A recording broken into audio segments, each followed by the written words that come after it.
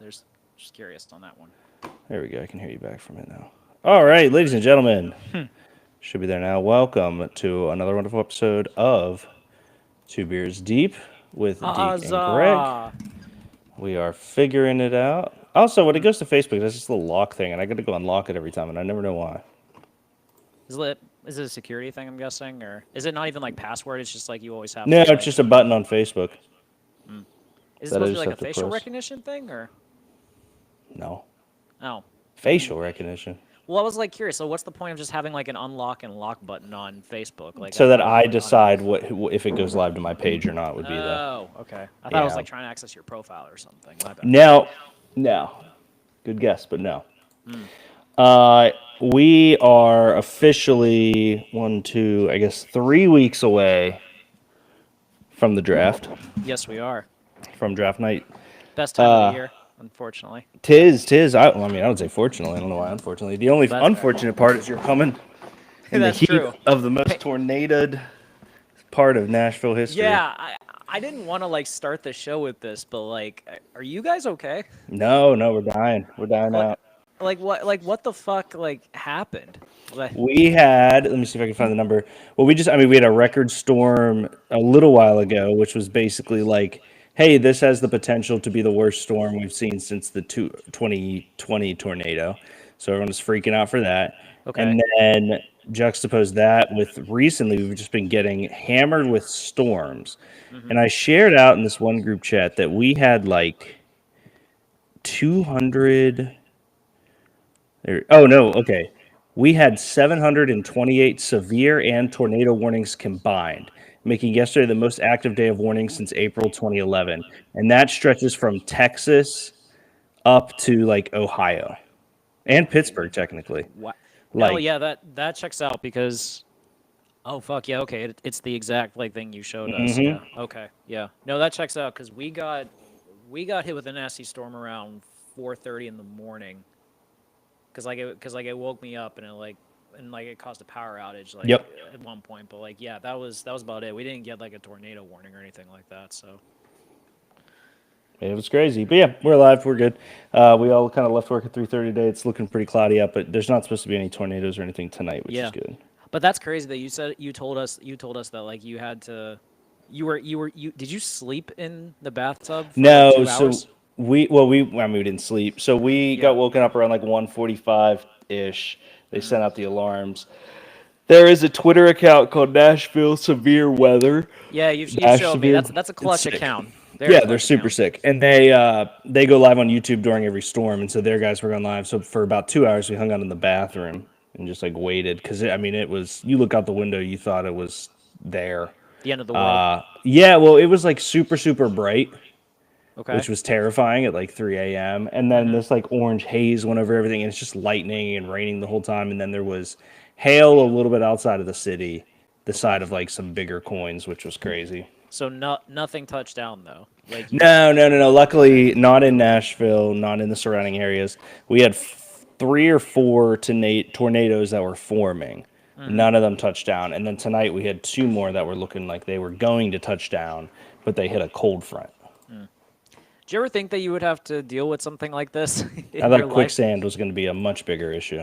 Yeah, yeah. At least at some point you would come across quicksand in your life before like fucking 4, 6 tornadoes in your life that you would have to deal with. You'd think Yeah. so. Freaking I was think I was so. thinking about this like when you brought that up like in the chat about you dealing with tornadoes. Like I'm pretty sure the worst any type of like weather experience that I've ever had in my life were probably Snowmageddon.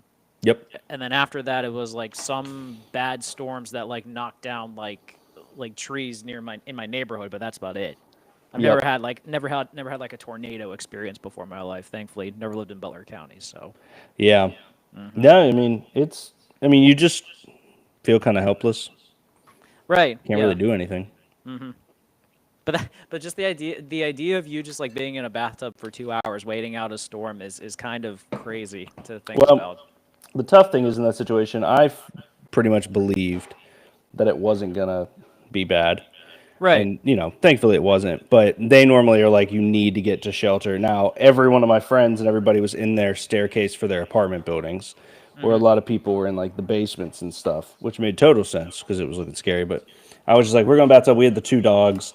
I was like, look, if it gets something, like I will carry the dogs, like we'll be okay, type of Yeah. thing. But I was like, we're not going into a stairwell with a trillion other people and a trillion other dogs right now. And you know, it worked out. Obviously, the area I live in, both big tornadoes that went through Nashville was never touched. We're on like we live on this little hill. The problem was we were at Cats, who's in like a little valley. So that was the only scary part. Okay. Well, glad you made it through. Glad we didn't have to hear about anything after the fact that anything bad would have happened. But No, it was easy. yeah, God bless on that one, I guess. So good on you.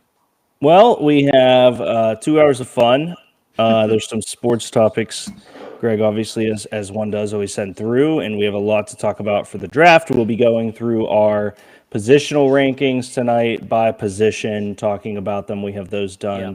Austin Might be and doing JD. live updates as we go as well because I made these about a month ago. So we'll Yeah, see. I mean, we could definitely do that. I make updates about once a week where I'm just like, you know what, this changed or that changed. Right, So yeah. we'll do about a half hour of generics, just, well, crack waters or beers. What are you drinking tonight? Same old Liquid Death. I got a few more left, so I got 3 more weeks, man. So we're all good. Oh, So when we went to okay. Gatlinburg, I bought myself one thing, and it's spicy raspberry hard cider. Okay. And it is spicy. It's Like, really good. like, what do you mean by spicy? Like cinnamon gum, but like, well, I guess not like, not even cinnamon. That's probably not correct. It has like a jalapeno pepper at the end. Okay.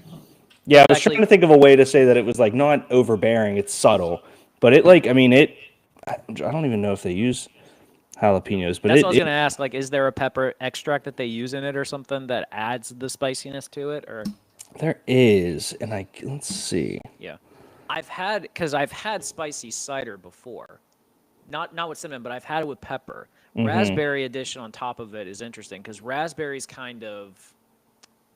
It's not. I don't want to say bitter, but it's not like the sweetest of berries. I'd agree with that. I don't know what. So here's the ingredients: Okay. hard apple cider, Duh. duh, Yeah. raspberry juice concentrate, Nope. Okay. sugar, natural flavor, malic acid, potassium metabisulfite, and then potassium sorbate. So none of them say what the heat is. No, but is there an acid named after me in that thing? I think so. Malic acid? MALIC. Oh fuck. That would have been cool though. That would have been. Greg, are the Buccos winning their home opener tomorrow? Keller's on the hill against Max up, buddy? Fried, lefty. Lineup is not strong as an all-righty lineup, so I will say no. I think the Yankees will win tomorrow. Wow, you're a hater. I'm not a hater. I'm just being realistic. Are you going? No, God, no. They're charging like for upper deck seats. They're charging like 3 figures for that game, and Damn. I'm just like, I'm like, no, not doing it. Sounds like you're not a fan. It's not that I'm not a fan. It's just I'm being realistic. I can realistically not go to the opener and probably go Sunday and probably get a ticket for a third of the price. Just saying. Yeah, so we walk into this season as upset and desolate as every other season. We can just enjoy the fact that we have Skeens until he declines our extension. But before that, Greg, Yep. 3, 2, 1, action. I thought that was such a tiny glass that you were drinking. Close though, Greg. Or no, that was the other one. I agree. Take your shirt off. I'll be there Sunday. Oh, okay. Interesting. Good take. By the way, speaking That's of awesome. speaking of PNC Park, by the way, now in its 25th season as an active ballpark, I just saw this today. You know the little bar in like the left field kind of Cubby Cove area, like that is now the Cinderlands Cove Bar.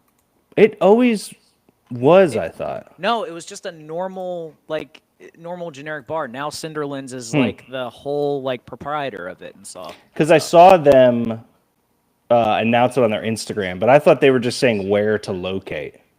No, it's the first year that it's now officially like taken over like by Cinderlands fully. Interesting. Which is pretty sick.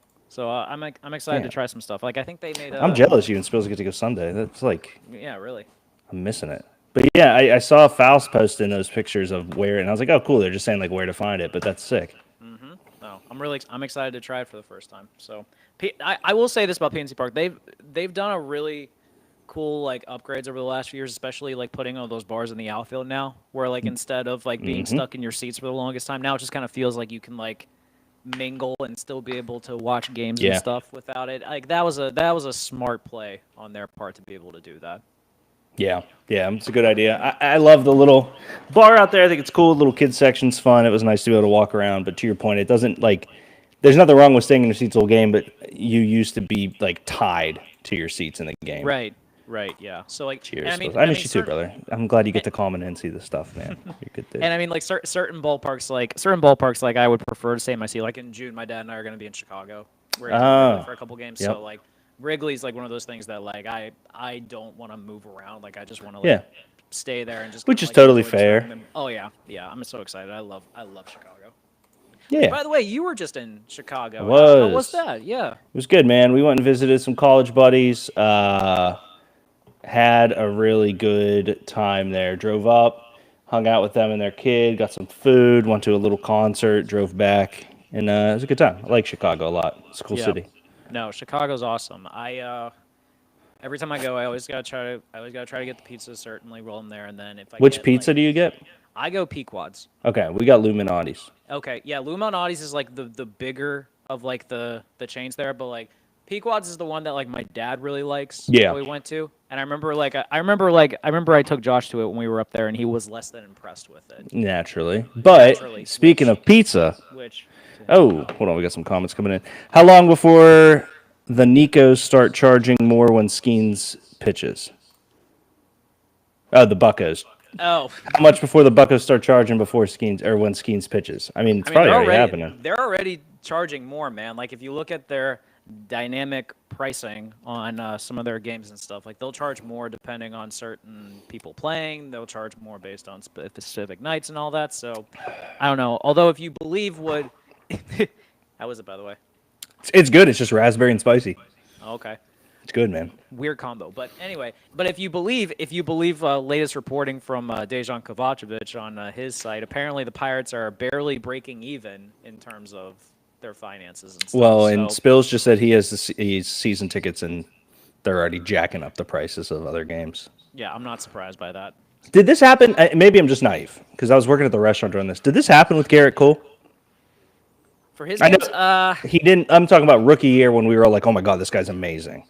Because I know Skeens is off rookie of the year and like he's bigger, but no, not to this level. Like Garrett Cole is obviously hyped, but like Skeens was looked at as like a phenom when he was like coming up. Cole didn't have that much hype. Okay. I didn't know anything about Cole in college aside from the closest I can compare this to was like when Strasburg was a rookie. Okay.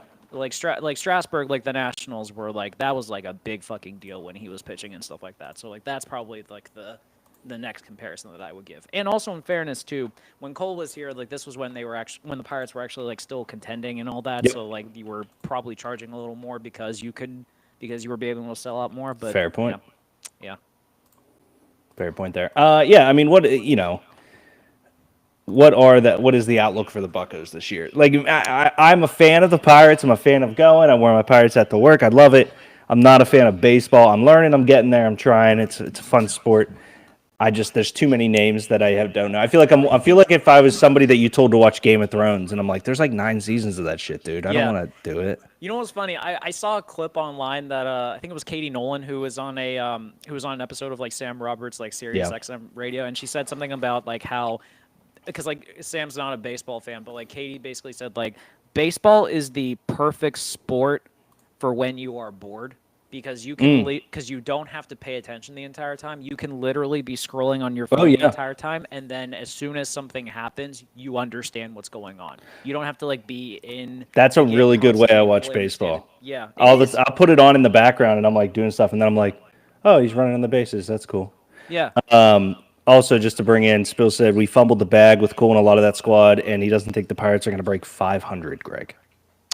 I think last year they finished 76 and What's my vocal save? Yeah, 76 and 86, I believe. And honestly, the way that lineup is kind of set up right now, without anything that's like scaring teams, I would probably say that that's about the same where we're going to be at. I say 76, 77 wins if lucky. And plus, bullpen's not good this year. Like, the rotation's very good, but like they're going to win by using pitching, defense, and stolen bases, apparently. And you can only get that far with that. So that's my mindset.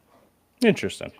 Yeah, I don't know. It sucks we can't get a product, but here's the kind of the storyline that I see.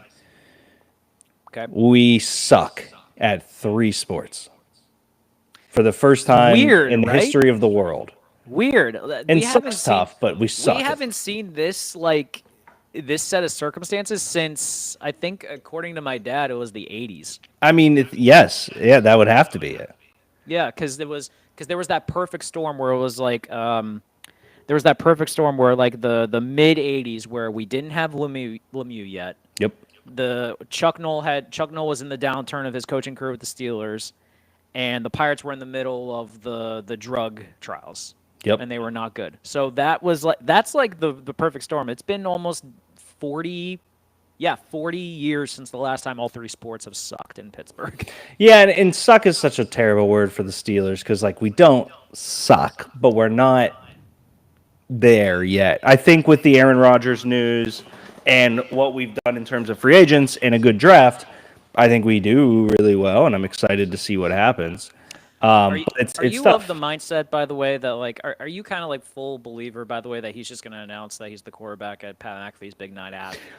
I assume that's when it is. I also it could be any. Like, I do genuinely believe he is contemplating his future. That being said, I do believe that him and the Steelers have a handshake contract per the source.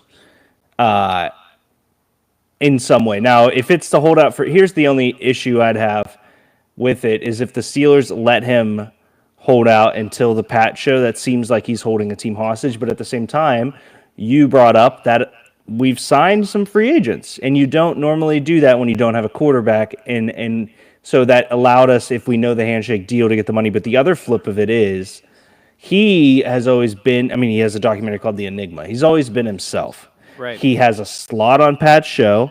Pat is huge. Pat loves Tomlin and the Steelers. You know what I mean? Like, it feels like if the Steelers were going to let a guy announce it in an unconventional way, this would be the way they would do it. Because here's the other narrative. Tinfoil hat time.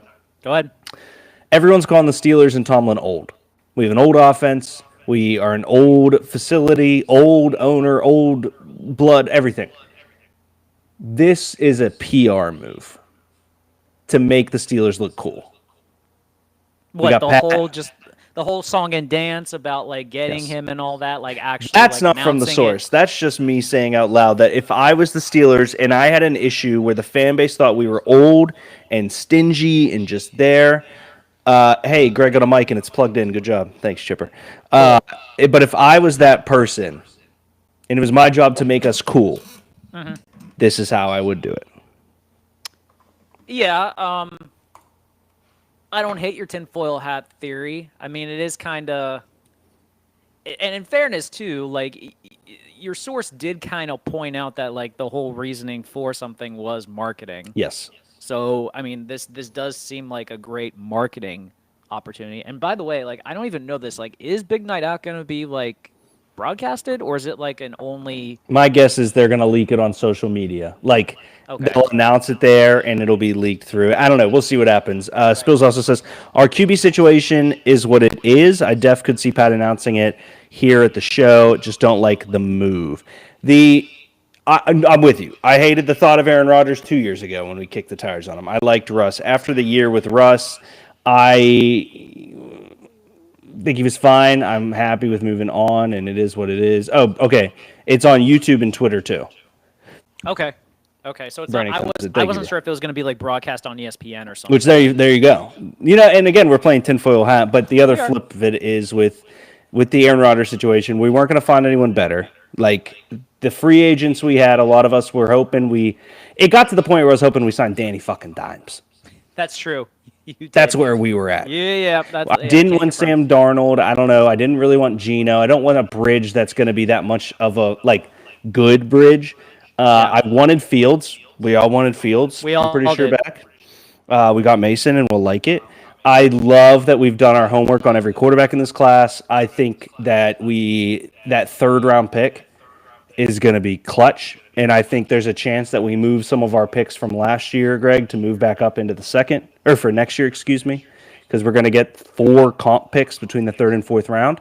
So I could see us if we believe in Jalen Milroe and he's there in the second, and it's trade up a bowl. I would be floored if they tried to, based off the reports of Milroe. And I don't know, is Milroe better or worse than someone else? Should we take? I don't know. It's tough. But to put a bow on this and let you talk for a second, Aaron Rodgers is the best of the available guys to start at quarterback to make T.J. Watt's career mean something. And throw Cam Hayward and Minkah Fitzpatrick and all the other guys that we enjoy as well who 100%. deserve it. Yeah, no, I'm with you. Fact of the matter is, Aaron Rodgers is the best option right now for us to be to win a division and potentially make a run in the playoffs and to actually win a playoff game, which is sad, but it's where we're at. I still am not of the belief that they are actually going to take a quarterback this year, just because I feel like they're forcing it if they do on that situation. Because I think all of us have kind of like beat the drum over and over again that this is just not an impressive quarterback class. It's just not. And I mean, unless if you truly see someone as a long-term starter, then fine. But there's plenty of times where guys who are first-round draft picks shouldn't even be starting right away either. And most of these guys just don't have that talent right now. And I think I'm not opposed if they look at it and are like, okay, let's get a quarterback in this class as kind of like a bridge for future rounds. I would much rather that they focus on filling some spots and filling some depth options in other areas than run with Aaron Rodgers, run with Mason Rudolph, and then next year go for a quarterback when it's supposed to be a better class. Keith Frame's supposed to, because you don't know what's going to happen next year. Anything can. I think that's what they were talking about on ESPN, which is what I believe Dre saw it from.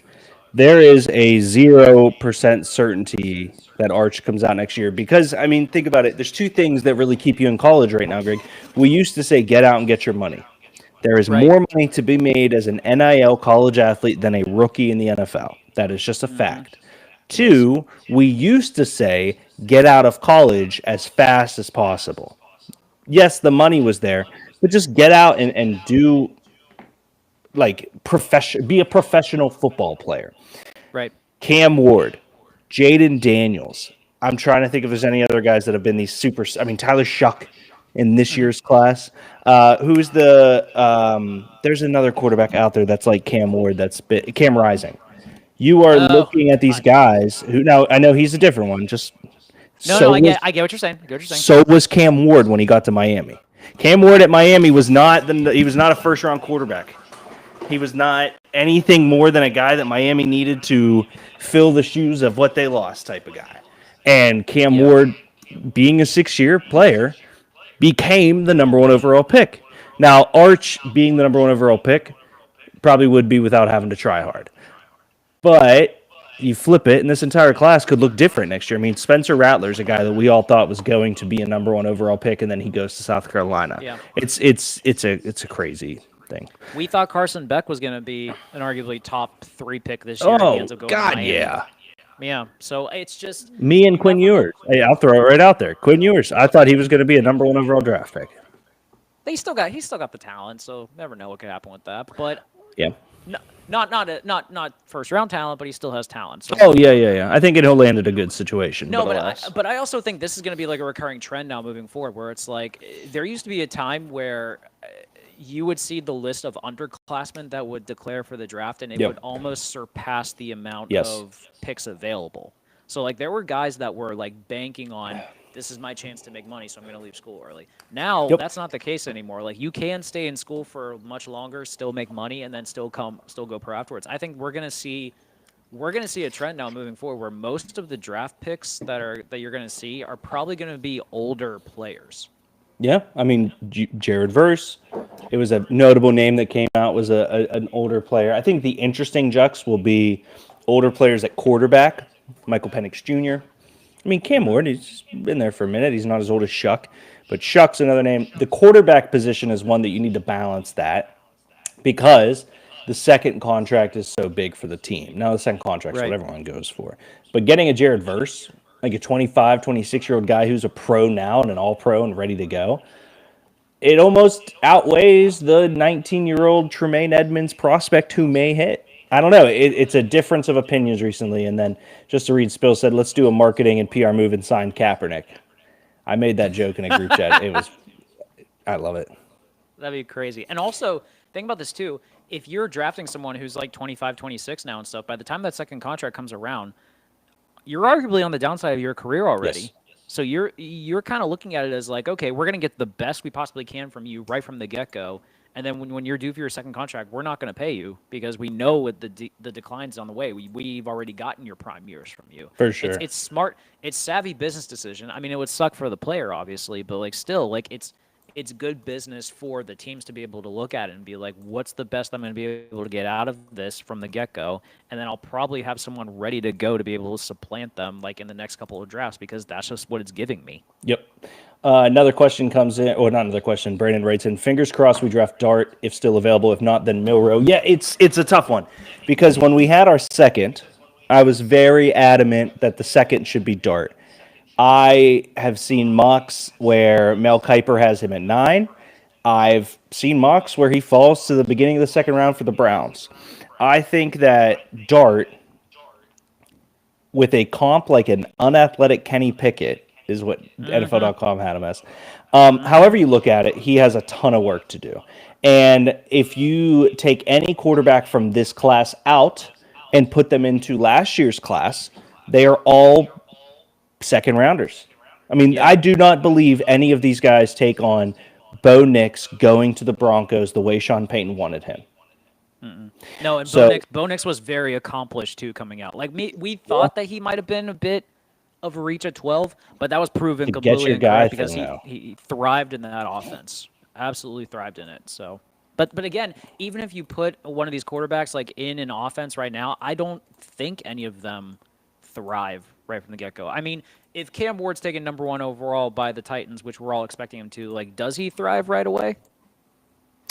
No, of course not. Now, the one thing I'll give him is I won't say easy, soft-ish division with the Colts in there as well with Jacksonville. I won't put the Texans in there because I think they're up there. And if I was Will Levis, I'd be pissed for 2 reasons. 1, they're drafting a quarterback, and 2, the offensive line looks great. I obviously think it's hilarious that Dan Moore followed me like a stalker to Nashville. But the line looks so much better. I mean, they brought in guys. They are protecting him. I don't know what that means for their run game. I do have massive concerns. I think Pollard and Spears were both fine. They weren't good. They were fine. You know what I mean? Their receivers are still bad. Yeah. I understand that there's a couple guys in there that Sam Pinsley keeps telling me is going to break out. They're bad. They have a bad receiving core. And Chig is done as the one that I love that Sam's the one that's like really like pushing like. Of course it is. Of course it is. It's just funny. But anyways, they have Calvin Ridley. That's pretty much it, which is fine. You can go into this draft and get a Terrence Ferguson, a Mason Taylor. You can get a Harold Fannin Jr. in the 3rd, 4th in this class. Like there are some good tight ends. And the flip of it is this is a very deep wide receiver class, and it's deep in shapes and sizes, Greg. Mm-hmm. It's not a. You know what's interesting? Like I've seen a lot of the draft podcasts. Like a lot of them say that this is a weak receiver class. I don't think it's a weak receiver class. I think it's not top heavy. So there's no Garrett Wilson, Chris Olave, JSN, like these transcendent Marvin Harrison Jr. Yeah. There's no guy that just like wows you, but there are capable guys like in this draft that can plug Hunter is the only guy that wows. Like Golden speed at a 4.3 is great. It's going to sound stupid. He doesn't play at 4.3. He runs routes at 4.3, but he's not like if you would have watched game tape, you would say Zay Flowers is way faster than, you know what I mean? Right. Tet's great. He has a lot of work to do. A great 50-50 ball winner. Decent yak. We'll see what happens there. Luther Burden is, I don't know where to put him on boards anymore. He's fallen on everything. The 2 Iowa State boys, which you had called me out early, I didn't have them ranked. They're rising and falling and everything I see. Jack Betch is a guy that's up there. I love Restrepo, and then he runs a god dang 4.6. Which you can argue about if his hamstring's actually bothering him or not. We will never know, but we'll see. He plays in the zones. He finds little pockets. He doesn't need to be Yep. fast. Anyways, Right. to your point, though, very deep wide receiver class, not as top heavy outside of Travis Hunter, who could play offense or defense. So.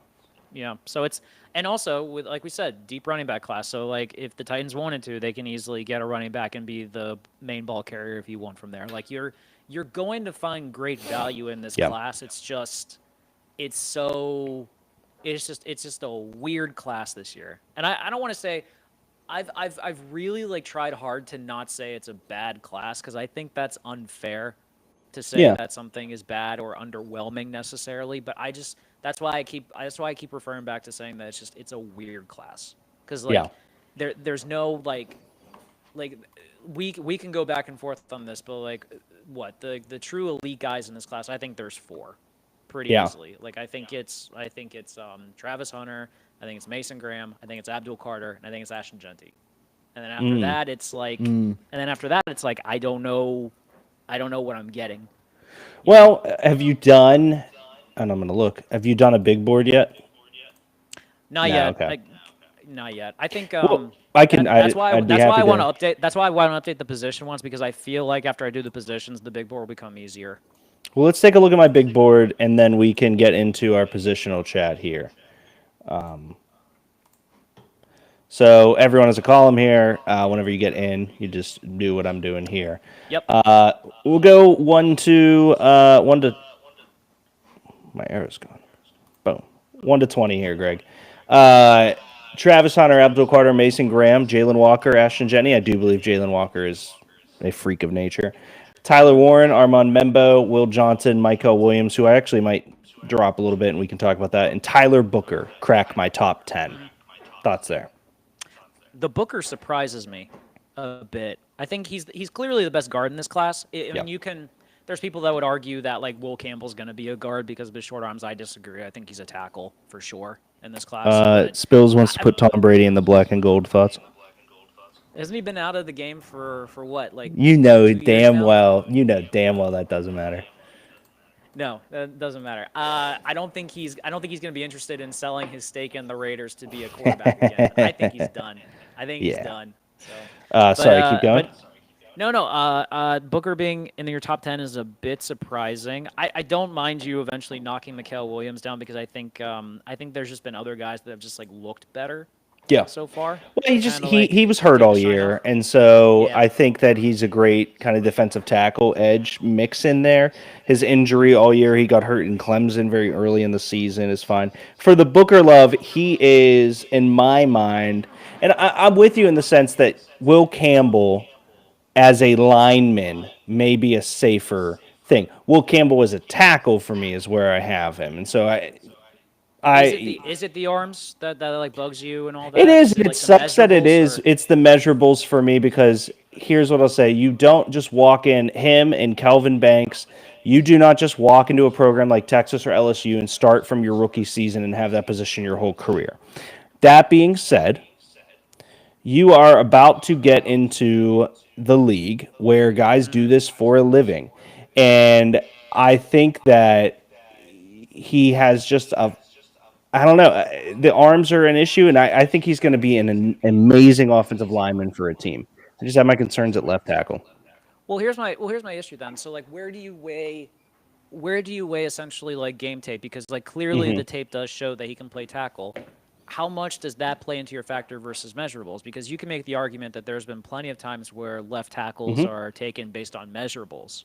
Like Mekhi Becton was drafted as like a guy that needed to be worked on as a tackle. Sure, he turned out to be a elite guard. Don't get me wrong on that one, but like everything about him was like, this is a left tackle with the measurables, but he just wasn't ready for it. So where do you weigh measurables versus tape then? Great question. I think that I just measure it based on how, like, because the positional, like the big board, is just how talented they are, right? Fair. I think if you look at any of the previous classes of tackles, Will Campbell is not the number one in them, right? If Sure, Josh sure. Simmons doesn't have his injury, he's the clear-cut number one in this class. Armin Yes. Membo, whose tape is not as strong, excels at the combine and then rise. You know what I mean? It's all these things that I feel it's unfortunate for a guy like Will Campbell because when you get into the season and you've been so consistently good, but nothing happens that makes people go, "Oh my God, this guy's a huge riser." That's just the nature of the draft. I think that people, there's a realistic chance that Kelvin Banks goes ahead of him, right? I think that doesn't happen. But Kelvin Banks is a true tackle on the right side. Will Campbell, you need to figure out, and I don't know if teams are willing to take a guy as high as Will Campbell should go to potentially have to move him inside. Okay. I can see that. It's just it's weighing then I think what team specifically views him Sure. in that position then. And that's you can say that about any offensive lineman in that regard. With the rest of your top 20 so far, I think Let's get to that. I think Jihad Campbell's low on your board. He's starting to rise a lot for me. I don't know. I think it's because like the true middle linebacker tape, but he's also like he's athletic enough that he can like He's a drop in freak. coverage. He is, yes. I've really started to come around on him as like a top player in this class. So I think he needs Well, to I be have him a ahead little of Will bit higher. Campbell. Will Campbell, I'm very surprised you have him at 17. That's for sure. I'm surprised you have T-Mac at 18. Or sorry, Well, 17. I'm surprised you have T-Mac this low, honestly. I mean, love it's T-Mac. it's what we just talked about. This is not a top-heavy, talented wide receiver class. T-Mac's great. I think he is. He's a dream target for someone. Now they're not going to take him that high because the talent-wise. But if somebody like Drake May, a young guy, or one of these young quarterbacks, if he went to the Broncos, I think that would be Bo Nix's best friend. Love T-Mac. Reason he's down here is just because it's not a good wide receiver class compared to what we've seen. Going into it, Jahdae Barron plays every position on the defensive back, and he's been a riser. Cam Ward, number one quarterback in the class. I can't put him in the top 10 based off what I said because I couldn't promise you I'd have Bo Nix in the top 10 here. I'm 100% with you. I would not put Shador or Cam Ward in the top 10. I would argue neither of them could be in the top 15, honestly. Simmons, I have an asterisk next to. It sucks. Okay. If I find out he's never going to be himself, he's not even in the top 50 maybe. I don't know, but I've rated him off where I think. I mean, even if he didn't have the asterisk there, like, is he placed where you would? Like, if he was fully healthy, This is where he would be. He might be healthy? if he was Okay. healthy, he might be higher. This is he got hurt, he'll come back fully the same guy. Okay, got you. All right. Love Jihad Campbell. I'm with you. It's tough for me to go middle linebacker because I know Jalen Walker is off ball and on ball. But I'm with you. Jihad Campbell, I think, is going to make a team very happy. Colston Loveland, Yes. I understand how good this guy should be. It just, for me, Greg, it screams like Michael Mayer, where I'm just like, all right, we're told to love this tight end, and guess what? He's good, but it is what it is. Will Campbell, Tat, we talked about. Amarion Hampton, top 20 player. I think the more I've watched him, the more I'm like, oh, he's a prototypical guy. He's like a good runner, solid. I really like him. And then we get to Banks, and then your boy Malachi Starks to finish out. Boy. Yeah, love Malachi Starks. I'm very curious because you have been consistent with like a lot of other evaluators of the NFL draft. I can't for the life of me, and I know, and I bet you I'm just gonna like strike a knife through Josh by saying this, but like I don't understand the love for Tyler Warren at the top of this class. I don't get it. Really? I've seen Penn State. I watched him at Penn State. I understand like the different roles that he played for that offense. Like he was everywhere for them, and I get it. Tight end is like such a tricky position to be able to like obviously map out accordingly. Like we were all believing that Kyle Pitts was going to be an elite tight end, and then he just hasn't lived up to that hype. Sure. Warren also is I don't think is big enough to be like the prototypical like NFL tight end unless you are specifically game planning him to not be a normal NFL tight end. Like you're projecting him and are going to scheme him in a way that he is just going to be an offensive weapon for you. And in that case, sure I'm cool with it. But like for me, like in terms of like overall talent, like it's hard for me to like grasp that in my mind for him to be that high up if he is scheme specific. What? So I guess here's to say, who is your prototypical tight end? like When you say Tyler Warren is not prototypical, who is? like in terms of like playing right now, or just like in Yeah, general? right now, sure. I don't want to say Brock Bowers because like he's unique. I would say, Like, yeah. Well, okay, so Brock Bowers. Let's Sam name Laporta. Sam Laporta. Sure. Sam Laporta. I was gonna Sam say Trey McBride just got a bag. Yep, that's fair. When he was like healthy, T.J. Hawkinson would be like an elite guy. Sure. I think that Warren is as good, if not a better athlete than all of them outside Kyle Pitts, first and foremost. Fair. I think Warren has amazing yak, amazing vision. He's a guy that is nitty gritty. Here's what I'll say. If there was ever a Detroit Lion as a player, I feel like it's Tyler Warren, who's a guy that can come out of the backfield with the ball in his hands and fuck you up. A guy that can catch everything and then run. He snuck up boards, dude. He was not somebody on my radar until you start looking and you're like, oh, he's the Saquon Barkley of their offense this year. Penn State's offense went through him. That's a good comparison. I will give you that. I mean, he had, and I'm looking at it now. I'm not pulling this on my ass, but 104 receptions, 1,233 yards, 8 touchdowns, an average of 11.9. That went up from 34 receptions last year. He almost got 1,000 more receiving yards this year compared to last year. Like, the jump that he made. I mean, and Greg, he's 6'6", 250. He doesn't play like it, though, which is weird. Which is what I'm saying, man. If you get him on something.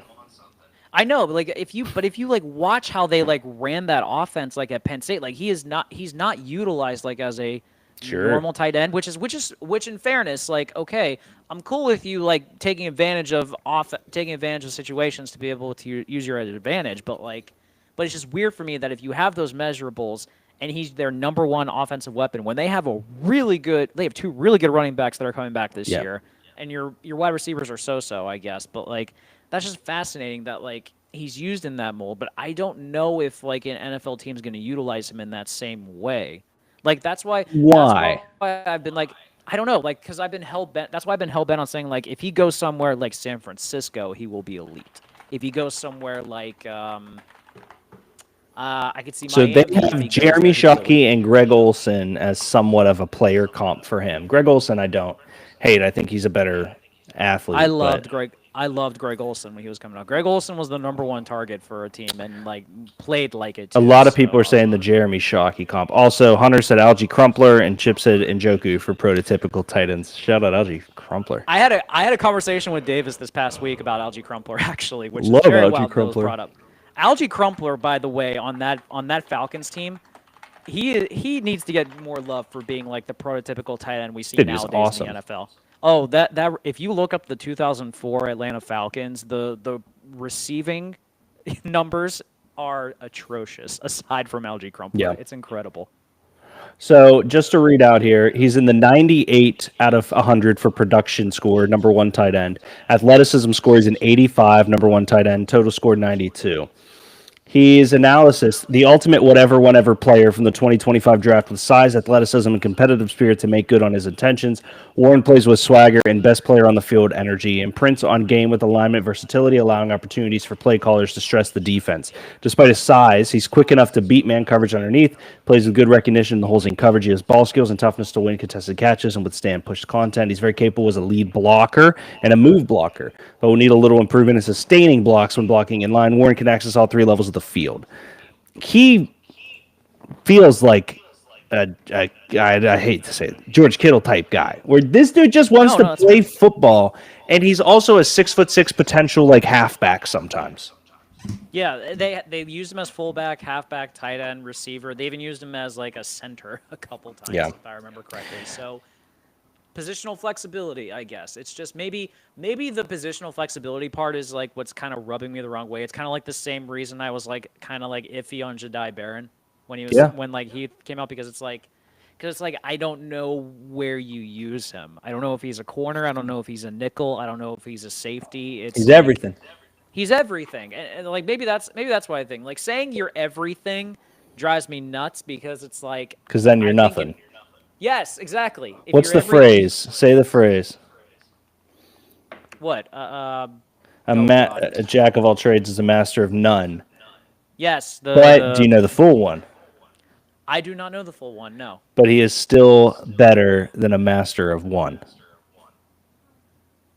Wow. Or some shit like that. Nobody ever pretty good. finishes I it. like that. They're like, yeah, Jack of all trades is a master of none, but it's still better than a master of one.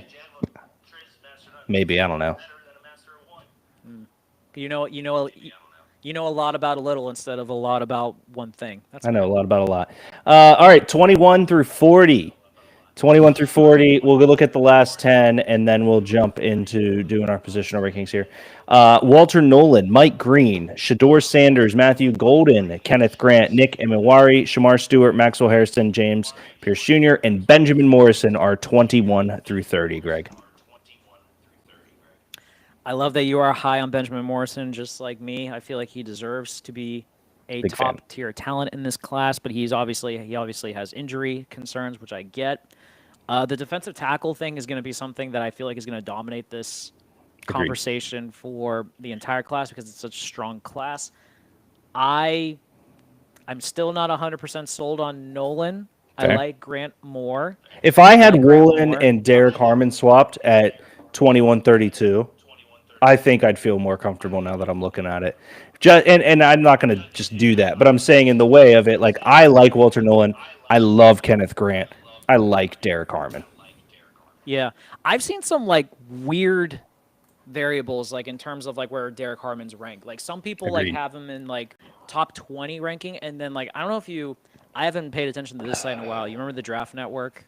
Yeah. When they used to have like the awesome like mock simulator, but then they for some reason got rid of it. Yep. They have their top 100.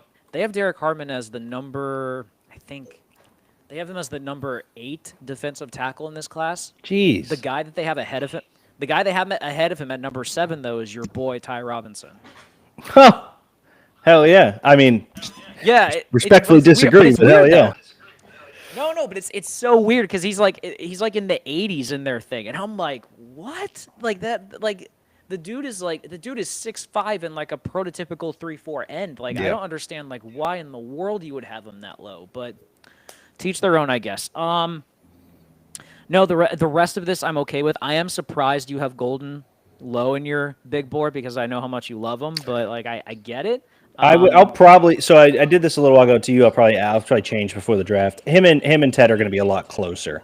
I don't know which way, if Tech comes down or Golden goes up, but the gap between them is not as grand as this shows. Now I do believe the gap between Golden and Egbuka and Luther Burden, there is like this length feels good. It's but sizable, Luther slides, yeah.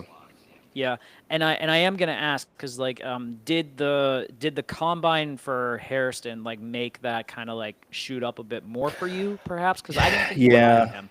I am high on him out of the athletic standpoint. I think that talent wise, this corner class is interesting. It gives you a little bit of everything, and so one of the things that you can consider with this corner class, especially, is that when you're looking at it, there's guys that do everything. Travis Hunter is lockdown. Will Johnson, splash play. Jahdae Barron plays every position. Siobhan Ravel, splash play. I mean, I'll say Benjamin Morrison he's a blanket. Trey Amos is a great man-to-man guy. AT is long. Maxwell Hairston is a freak athlete, and Darren Porter is going to respectfully fuck people up at the next level. He's a guy, that's for sure. For me with Hairston, it's just when you look at that class of corners, he's long, he's fast, at a good college career, he was at Kentucky. He just, for me, feels like a guy who's going to go high in the draft. Okay. And by the way, I think one thing that we are noticing, I think this trend so far with regards to the draft over the last few years is that I feel like corner talent in college is insane. Yeah, Isn't it? Which is great. It feels like every year like there's just this like glut of like really long, fast corners that are just always getting drafted high, or at least drafted in like the second and third day. Agreed. And then most of them are like producing the NFL right now. So that's pretty impressive to see at that point, and that's kind of shows you where the game's going. Looking at your 31 through 40 right now. No issues on this part. I'm not surprised you have Gray Zabel in your top 40. That makes sense. Which I'll read out because we didn't. I was stopped at Benjamin Yeah. Morrison, Donovan Jackson, Derek Harmon, Donovan Ezeraku, Mika Egbuka, Quinshawn Johnsons, Gray Zabel, Siobhan Ravel, Travion Henderson, Luther Burden III, and Jonah Sevenaya. Yeah, this is also like really starting to show like kind of how sneaky good the interior class is. Yes. Center wise, it's a little rough. Guards though, you can find some really good value in this class. I've seen the same thing though with like Donovan Ezeraku is like he doesn't have the motor that you want for a typical edge, but like he's also like a guy that like when he's on, he's on. So it's like that's the part I'm curious about is like how do you go for someone that like may not have like that get up like type mentality with something. Well, that's his. I mean, he's very Derek Barnett. He's stocky. He is a compact edge rusher. So that's the other thing too about this edge class is you look at Shamar Stewart, who's a guy that looks the part. You look at James Pierce, who's long. He's a long guy, and then Donovan Ezeraku, who's kind of a bull. I mean, he's a compact, muscular dude. And so it's interesting to look at the edge class the same way as the corner class, where they're all somewhat different here, right? Like Mike Green, who I love up there. I think that he, when it's all said and done, is going to be an elite level defensive end. Like I think he looked great. I agree. Ezeraku for that. That's why he's a little lower. A lot of people have been shooting him up boards. Like I've seen boards where Mike Green and Ezeraku and this are shifted, and then Mike Green's down some. But Ezeraku's a guy everyone's starting to really turn on a couple weeks before the draft. So I don't know. We'll see what happens with him. Yeah, I'm not surprised you have the Ohio State running backs in your top 40. That kind of makes sense, though. Yep. I'm the only one that has Judkins ahead of Henderson I've seen. I feel like they're both interchangeable a bit, if that makes sense. Like I feel like Henderson was the more home run hitter and Judkins was like the primary ball carrier type in that sense, if that makes sense. I don't know. I think I read the report about how like the Steelers like both running backs, so like I feel like I feel like you're kind of splitting hairs about what you want for them because they're kind of like they're almost like they have the exact same measurables. They're 5'10". They have speed, but it's like it kind of depends on how they're utilized, I guess. So yeah, Henderson right now Henderson weighed in at 5'10", 202, and he ran a 4.4340. Okay. Judkins came in 6 foot 221, and he ran a 4.4840.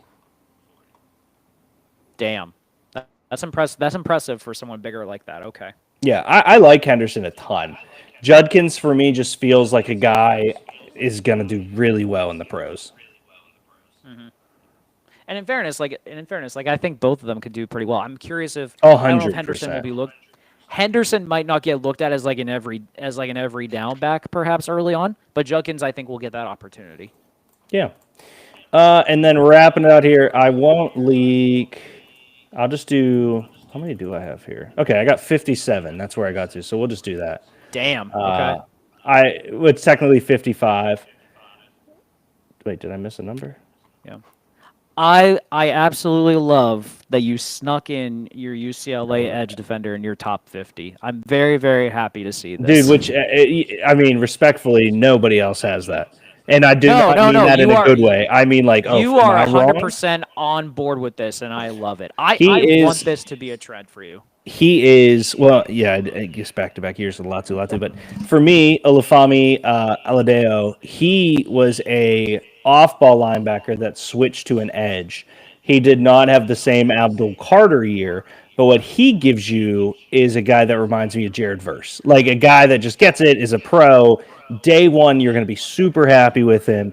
Production was a little questionable after the change there, but what you see is a decent amount of production to assume that he knows what he's doing. So, off-ball linebacker, like if he's switching to edge, you would imagine then that he would have to probably be utilized in a 3-4 then, right? Yeah. Yeah, to be effective. Like I can't imagine he'd be a hand in the dirt type player. Well, I don't know. I think he lined up. I mean, that's a great question. My understanding is that he. I don't know what UCLA ran defensively. It could have been a 4-3 because Schweisinger was like their middle linebacker for that. Yeah, so, I want to say it was that, but Hmm. let's see. But kind of real quick on the rest of your board. Please. Marcus Mabo at 51. I'm not surprised by. I know you're high on him as well. Dylan Sampson has been weird. Like I've seen stuff Agreed. on him as like second, but I've also seen like 5th round comps on him. So it's I think he don't know what you're getting. slides a bit. The pros of him, basically a veteran at this point, huge locker room guy. Everyone at Tennessee loved him. Home run hitter, catch out of the back, block when he needs to, great back. The issues that I've seen with him is that he went to Tennessee, meaning that they run a very spread offense. Because of Nico's arm, there's a lot of room underneath. And so will that translate perfectly? I don't know. I almost want him to go 3rd, 4th, 5th round because I want him to go to a situation that he can be himself and doesn't need to be. I'm still very high on him. I think he's but even great. based on like the type of offense that they run, I don't think that's a way to knock on him necessarily. I mean, like. Well, it's a way to say that the numbers are the numbers that he put up in the play that he had was invited by the offense. Not so much it's like he was only good in that offense. It's just some of the numbers he had were there because they had a quarterback with a big arm and people could dip, and so he could get underneath to that second level, which, to your point, is that a positive or a negative? I think it's still a positive, but Yeah, because I mean, we even touched on this like last year. There was the other Tennessee running back that you were in love with and stuff, but he still had the measurables as well to get drafted, and I think he's going to be a contributor for the Dolphins. So I don't know. It goes both ways in that sense. I'm not surprised you have Nick Scorton at 52. This is kind of like where you've been at. I see he's you so have been good. coming He's just around on there him. for me. Yeah. Yeah. Oh, I've come around on all those Coming around A&M on him. guys, man. Yeah, you've been starting to come around a lot on him lately, so I'll give you that. And I still respect how high you are on Connerly too, as like your tackle. and I stuff, think 'cause he he's is for me the last good. Oh wow, Jordan said, Greg, what are your top 3 Val Kilmer movies? I'm gonna look up Val Kilmer movies.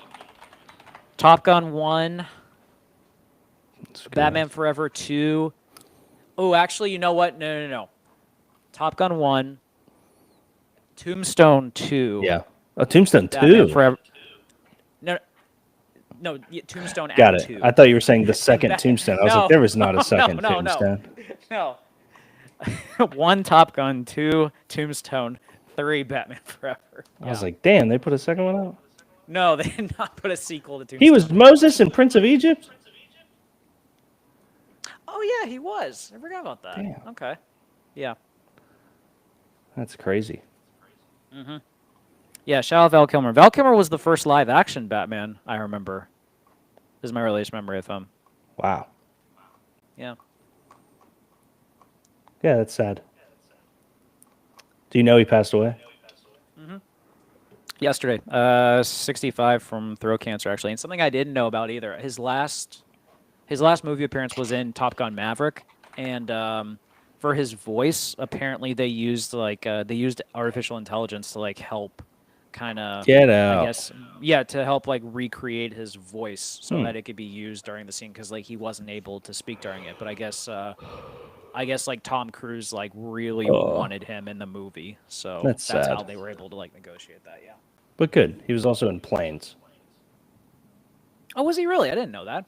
I've never seen Planes. I don't know many. I honestly don't know a ton of Val Kilmer movies aside from the ones I just listed. Like I haven't seen Tombstone in forever, but Tombstone So is just good. it's a classic. It's one of the few Western movies that like I do enjoy. All right. Any other comments on the top 55 before we move into positional rankings? The last one I would call out for you, Josh Connolly, that we were just on. To me, he is the last tackle teams will want to get. I mean, like I like a couple. Because let's Other read them off tackles, like- before. Will Campbell, Armin Membo, Kelvin Banks Jr., Josh Simmons. The guys that are still there, Arianta Ursary, who's been talked about going inside, Emory Jones, Cameron Williams, Ahani Cornelius out of Oregon, Anthony Belton, some other guys there. I think Josh Connolly Jr. is the last guy that would get a tackle starting job That's of fair. the guys below. The two- Urbasayer, maybe. I'll take There's that. two but- guys. There's 2 guys late in this class I really like though. Logan Brown from Kansas Yep. and Holland Pierce from Rutgers. I think those are going to be two very good tackles in the NFL. They're going to be more swing guys to start, but I think they'll get starting jobs probably later on. I like Charles Grant out of William and Mary too. Is he more guard, you think? Probably. When it's Yeah, all said like, and done, he's listed tackle, but he's a big boy too. I think he's like 6'6" or something, like Yeah. 300, but like he ran really well when he had like the opportunity to. So he could sneak up some boards too. got to move all the Georgia players down for risk of driving related issues. That's a good fucking point. That's not fair. Did you see? I don't know if I sent it to you, but I saw the thing on Instagram where it was like the best rivalry in college football right now, which is the Georgia Bulldogs mascot and like someone with like a speedometer. Oh my gosh. It's good though. It's true. It is. It's accurate. All right, let's get into which I don't know why I have Edge there, but let's get into our positional rankings. We can talk about Austin's. We'll let him talk about them too on what is it? 2 weeks from now we have a show. 2 weeks from now, Professor Moorhead will be on the show to give his take on this class. I Which know. I'm We need to find a fourth guy. I need to hit up Keaton. I can't believe Dre's not going to be able to join us. What the fuck?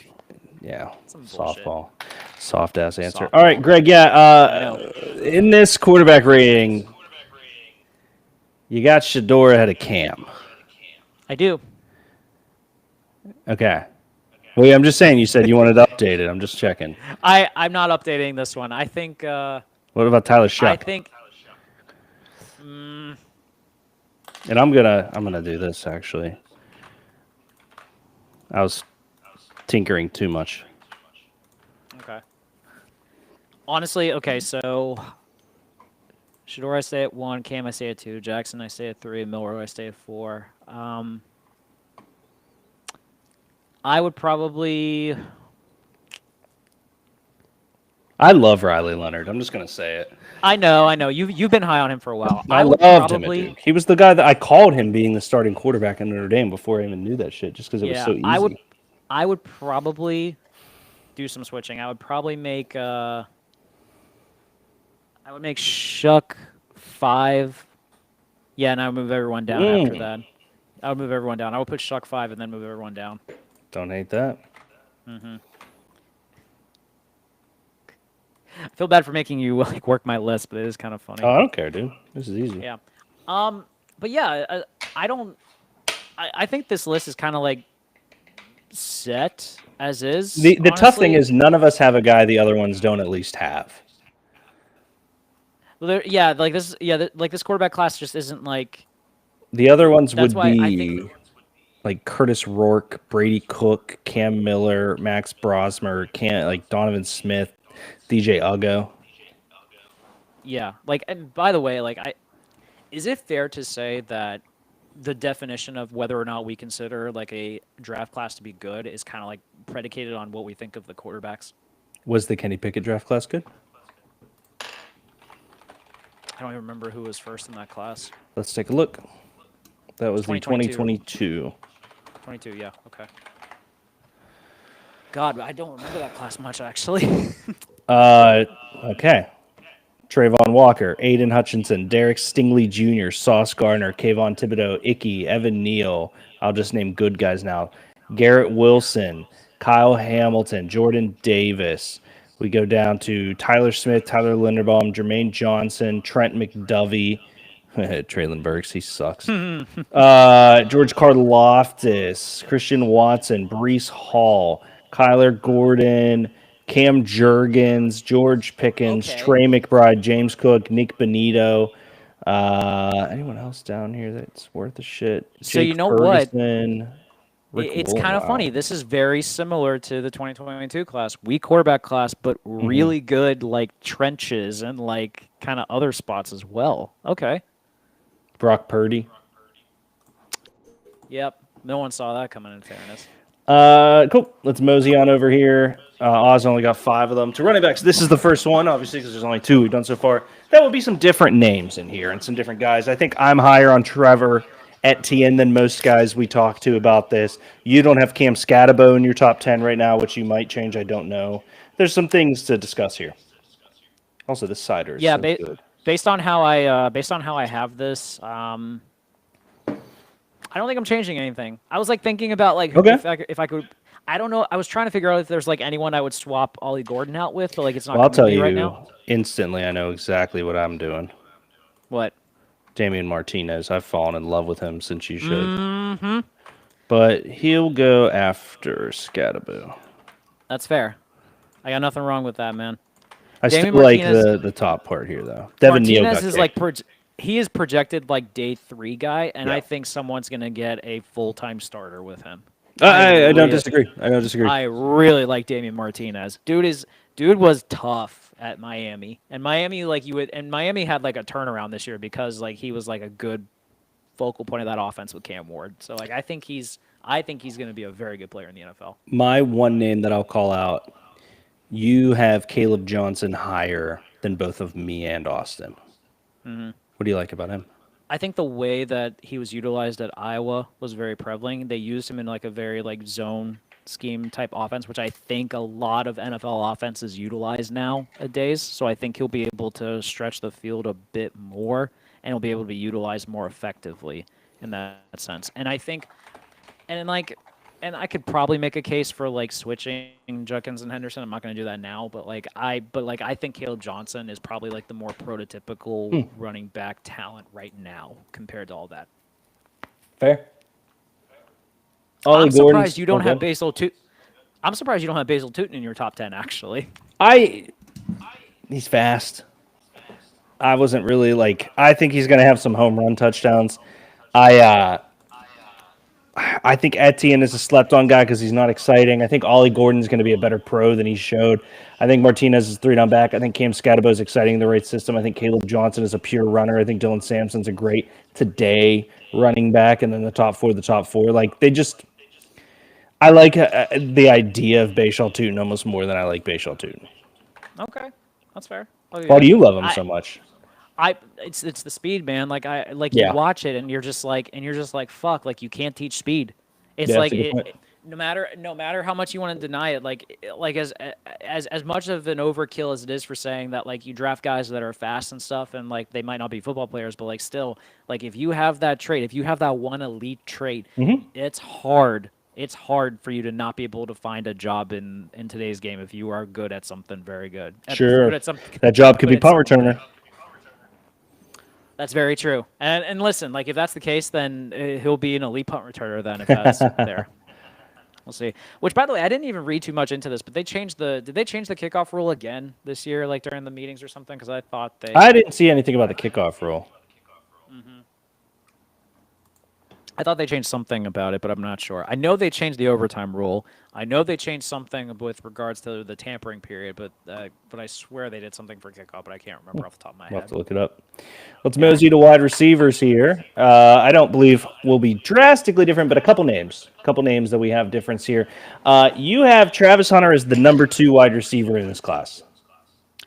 Well, we touched on this too because like I think we both said this is like Travis Hunter is like I can't necessarily say that he is the best receiver or best corner in this class because like he does both of them so well, but I feel like if I'm looking at the talent, I think T-Mac is the receiver that I want in this class.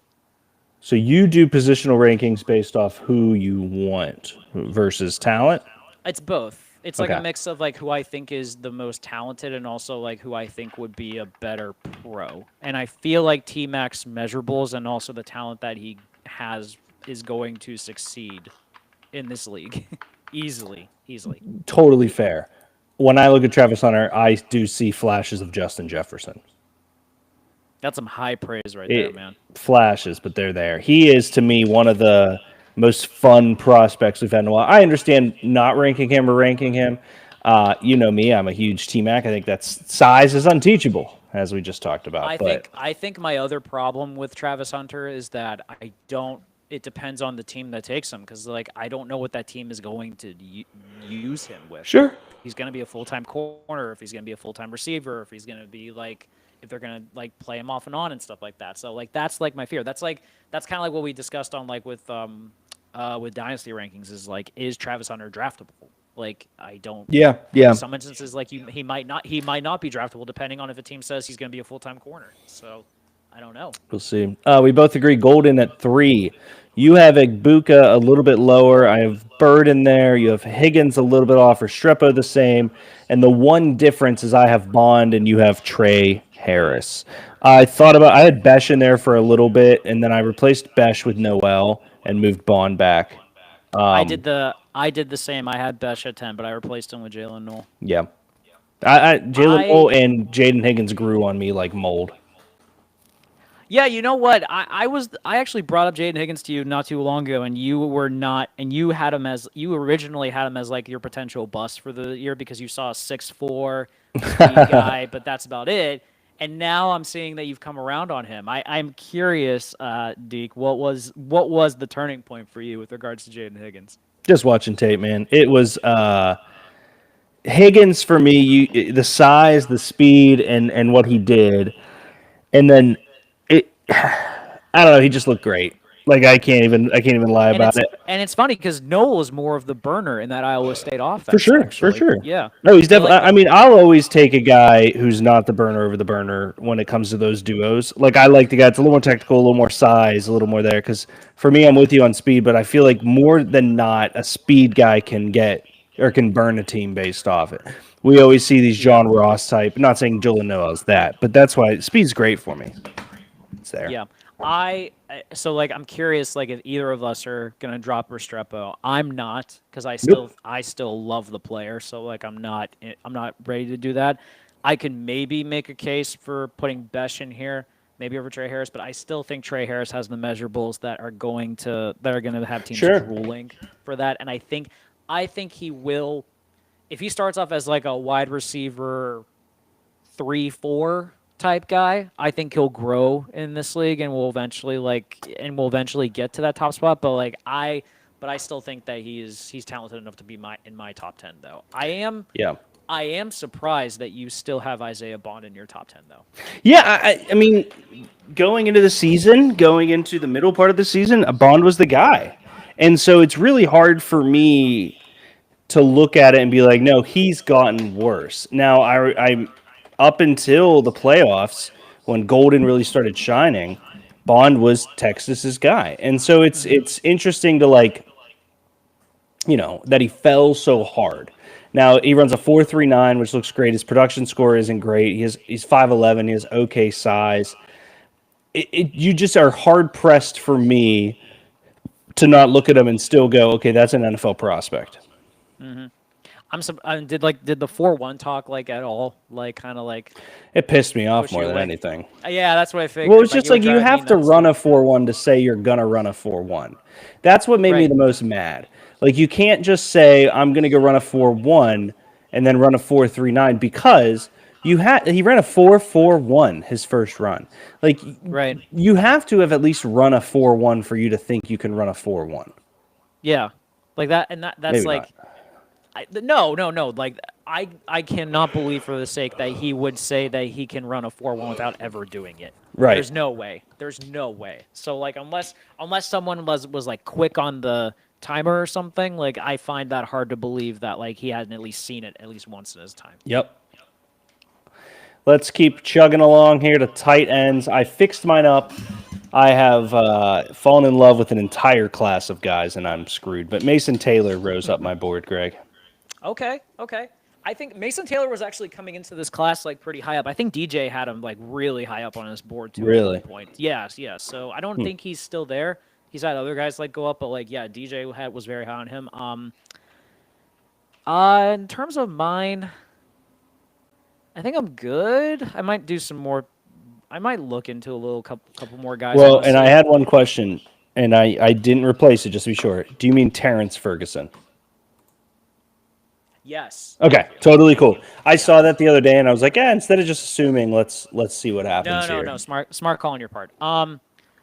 No, in terms of your board, I know you were higher on Elijah Arroyo because you had him in your top. He is such a good athlete. He is. He's a very good athlete. Now I do gotta get the top 50 to reflect this recent Mason Taylor somewhat love. So yeah. Gunnar Helm, I'm not surprised that we're both kind of high on. I think we saw the Texas tape and we know he's something. But Luke Lachey, something about Iowa tight ends. That's 100%. I mean, 1,000,000,000% what it is. what is it? Like They just for are some reason, sure like fucking handed, man. they're sure-handed. They seem to like just always know how to play their role Yep. effectively, and they're somehow just always good pros, and it makes no goddamn sense. But No, yes, this they're is great a pros. this I don't think this is a very deep, like Dupree, bringing Stoll, Lachey. They're interchangeable with a million other tight end names right now. Really, where it stops for me is Helm. I think Helm's prototypical. Ferguson is a speed freak. Harold Fannon's a production monster. Elijah Arroyo is a physical beast. Mason Taylor and Colson Loveland feel very traditional, and Warren's a yak. Like, it really is what do you need with this tight end class? Yeah. No, this is a very good tight end class, which is probably why this is also a weird class in general, because like Yeah. you feel better about the tight ends in this class than some other areas, which is not normally the case at all. So Agreed. To the tackles. So I did move Armin Membo up, and then Campbell, then Simmons, then Connerly. I have Kelvin Banks on an asterisk, Cameron Williams and Wyatt Millum on an asterisk. Because are they gonna be yeah, pushed to guard? Like, which I this actually need to yeah, raise, like this but is you know what I something mean. that like I need to switch some stuff around on mine. So like I'm still keeping Will Campbell at 1. I'm keeping Armin Membo at 2. I'm keeping Josh Simmons at 3. I'll keep Banks at 4. I'll keep Connerly at 5. I'll get rid of Savaiena because I don't think I think he's guard instead of a tackle. So I have to get rid of them on that one. Arion, yeah, move everyone up. Get rid of Gray Zabel because I also think he's going to be a guard, not a tackle. So I got to replace that. I'll leave Holland Pearson there at 8 because I really like him. Yeah. 9, I'm gonna put Logan Brown from Kansas. I'm really high on him. And then probably at 10.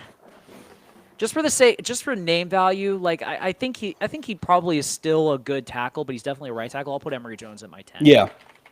I mean, I have him listed as a right tackle, but I think Yeah. it's the same thing with him and Cameron Williams, where it's like you don't just start at those schools. Mm-hmm. No, and I think, by the way, I think Kelvin Banks is going to get drafted a lot higher than we think in this class. Like I could agree. see, I'm gonna, just out of respect for the sport, do this. I could see top 15 for Kelvin Banks probably in this class. Yeah. Just because like it's regardless of if he's like if they're gonna make him a right tackle or something like that. If there's like any potential at all for him to be a left tackle mainstay, which there clearly was if he was the left tackle for so long, that's something that I think most teams are not gonna like wait around for at all. Yeah, I'd agree with that. Yeah. But anything that you would want to like change up on this? Like are you do you have the asterisk obviously for like Millum because like you think that he could play tackle or yeah. Well, no, his asterisk is because I think he's a guard. But when I did the ranking, he was listed as a tackle because that's what's got it. Okay. Yeah, I hate tackle and IOL. They're very there and similar. Like for example, here this is clearly going to change, which we'll do. Oh yeah, like I need to move some stuff around too. Like for me, like I'm still okay with Booker at 1. I like Jackson at 2.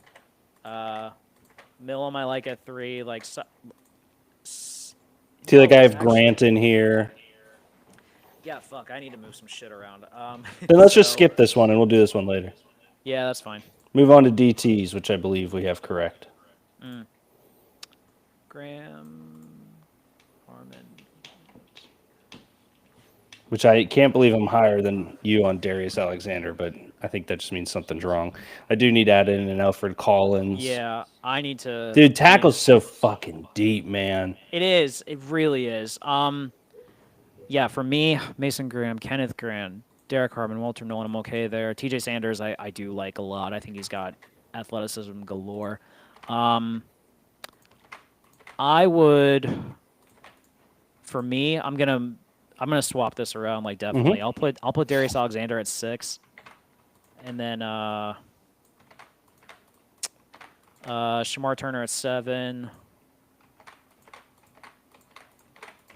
and then yeah, I think that's good. That's where I would put it.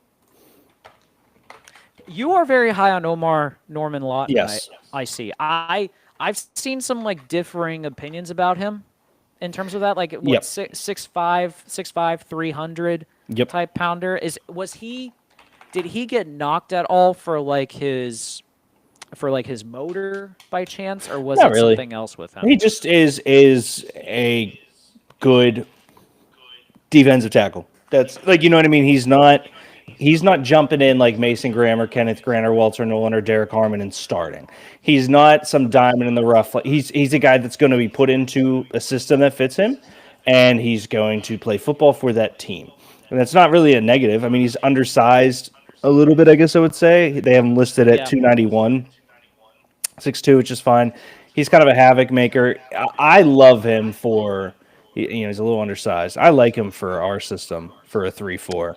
I I was gonna think that say, is the thing about him then, is he just like, there's nothing about him that like wows you necessarily? Like, Yeah. is he more of just like, he's just a guy that like will be Just in a this good- league for 10 years perhaps, and Yeah. like will have a steady career pretty much? good defensive tackle. Okay. Oh my God, Natty says, "God damn, I left work, leaving Excel, get home to a spreadsheet too." Yeah, Natty, that's how we do our rankings. Sorry, Natty. That's you gotta love it, man. We'll be out of it here in 9 minutes. All right, let's chug along here, Greg. We have a couple more positions. Let's go to edge, defensive end. This one, Austin has all his in there. This is getting switched with that, and then that is moving up. Yeah, God, I didn't even have Ezeraku in mind. What was I? That's what I'm thinking? saying. We haven't touched these in a while. Jack Sawyer's, yeah. he's out. Yeah. Yeah. So like for me, I'm okay with Abdul. I'm okay with I'm I okay hope with so. Mikel. I'm I not still okay think- with Michael. I'm okay with Mikel because I still see the potential there. Pierce, I'm okay with. Green, I'm okay with. I'm okay with Shamar Stewart, and then I would put like Ezeraku at 6 on mine. Yep. Yeah, I'll put Ezeraku at 6 on mine, like then Scorton, then Kennard, then Amiomeu, and then Landon Jackson. Yeah, I'm gonna put Ezeraku like at 6, and then just move everyone else down. I'll take Sawyer off mine. Sawyer really fell. Now I'm noticing that, which is weird because like I think he's like that type of edge that will like do everything he can, but he doesn't have that elite. He's athletic Aiden trait that's gonna let him- Hutchinson without any of the physical gifts. Is how I see Yes, him. that's a great way. That's a great way to do it. Like he's not gonna be like the guy that's gonna dominate off the edge or anything like that. Like he is a good second tier 4-3 edge. Yep. If in a pinch, if you need it. Yeah, but he's not gonna like consistently win in one-on-one matchups, which is unfortunate. Let's move on to linebacker, which I think is a fun one for us. I changed mine pretty recently. I like Demetri Knight. I like Smagel Mondin Jr. I like Chris Paul Jr. I like Barrett Carter. They all feel just kind of like good linebackers. Jack Kaiser's a guy we both have in there. A guy that you have in there that I actually am going to add in is Bassa. I've been a Bossa's big growing fan on me of his, a bit, yeah. I think for me, I'm gonna take Jay Higgins out. I'm gonna move. I'm gonna take Jay Higgins out. I'm gonna move Kaiser down 1, and then that's where I'll put Demetrius Knight. Yeah, because I think Knight's got the athletic traits that I feel like needs to be Agreed. in my top 10. think But I'm he's been a curious riser for though, me. because like for our end, because like I'm starting to get very high on Jihad Walker, but we both Agreed. still really like Jalen Walker. Jalen Walker though. to me is as close of a, you know how I always say there's 3 blue chips? Yeah. We can add Ashton Genty, and you can damn near add Jalen Walker. The problem with Jalen Walker is he's at a position that doesn't warrant it. But him and John Campbell. But Jalen Walker to me is like BPA. He is BPA after pick 4. That's a fair point. The difference for me, Jihad Campbell is 100% a middle linebacker in the NFL. Sure. Jalen Walker can be a middle linebacker if he needs to be, but he's better as a 3-4 edge. Yeah, I could see that. And I don't think that's much up for discussion. But like he absolutely needs to go to a team that utilizes a 3-4. Otherwise, like he just will not. Otherwise, there's just nothing about him. And I like that we're both in agreement on Carson Schweichinger. Although, He's what's tackling funny, freak. I considered at first not having Barrett Carter on my top 10, but then when I kind of thought about it, I'm Yep. like, man, that talent is there. Yep. It is. He just like needs to go. He needs to go somewhere that like just gives him an opportunity, and I think it'll work out. But I remember like last year, like early on, he was getting like similar kind of like high praise, and then just like fell flat for that Clemson Yeah. defense. So Well, that Clemson team was weird. it was, yeah. It wasn't like the elite Clemson defensive teams that had like those lines that were incredible or anything like that. But I think they were just heavy on athletes essentially. Yep. Cool. Let's get to last two positions here, and then we'll run a first. Corners. I feel pretty closely aligned to my list. Yeah, this one's good to go for me. Hunter Johnson, yeah. I'm very high. I love Siobhan Ravel. I'm not gonna back down from that one. Do you know the H is silent? Savon, Savion, or something really? like that. It's like Savion. Is it really? Stock Exchange Like said it the other day. Williams? Something like that, but they said That's the silent wild. H is a killer. It's not Siobhan. That's weird. I did not know that. Okay. I didn't either till I heard that episode. No, I'm very satisfied with this list. Like I've come around on. I've come around on like some of like the prototypical guys like AT. I think deserves to be in my top 10. Zy Alexander I think deserves to be in the top 10. Yep. Aside from that though, like the guys that I love, Almost and Ravel, Bryant are the only differences here. That's true. I mean, like it's close. Like I think because like what Kansas State had like Kobe Bryant, and then they also had what was it they had another Kansas. corner that Kansas State. Kobe Bryant? Isn't it? Was he Kansas or Kansas State? He's Kansas. Was he Kansas? Fuck. Who was I thinking? There's another Kansas kid. Oh God, what's his name? Kansas has Kobe Bryant. Kansas. Oh, you know who it is? It's Jacob Parrish. Okay. Mello Dotson's the other Kansas cornerback. Jacob Parrish is rising up boards. Yes. Parrish I do like, but Kobe Bryant, like I do remember watching his tape and also falling in love with how he played as well. Yeah, so Kobe and Mello are both really good, with Kobe being the better one. I agree with that. Mm-hmm. So I'm good with this one. Yeah. Hey, let's get to safeties. Yeah, I feel pretty good for where it is right now. I gotta change some stuff around. Yeah, Malachi Starks I'm keeping at 1. Emma Mori I'm keeping at 2. I'm very happy Xavier Watts is getting like second round love. Well, and everyone keeps going like, "Oh, dude, don't worry, we'll just get Xavier Watts in the second round." And it's like, there's only one of them. It's so funny. Yeah. Yeah, I need to put it. I need to put Andrew Makubu in mine. I'll do the same as you. I'll put him at 4 and then move everyone else down. Yep. Like Kevin Winston at 5, Castro at 6, Billy Bowman 7. Who'd you say that was? So you're putting up there? And actually, you know what? Here's what I'll do. Yeah, put Makubu at 4. Yeah, Winston 5, Castro, Bowman, Malachi Moore, Jalen Reed. Yeah, I'm good with that.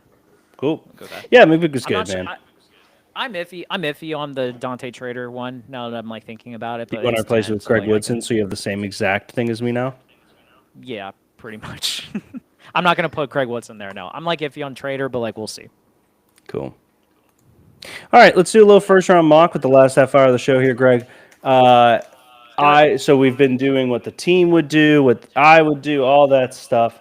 I'm trying to think of a way to do this one that's just different.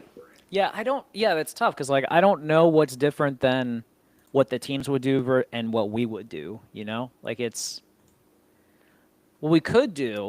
Yeah, is based on the team needs. Yeah, I was gonna say draft only for need. Yes, I like that. Okay. Now, and don't like obviously the needs are on the page. Don't think that you have to go by that need. If you're like, look, it says those needs, this is a need. Mm-hmm. Like, feel free to use your own opinion and brain. I like that. That's fair. Do you want to go 1 or 2? I will go 2. Well, Cam Ward.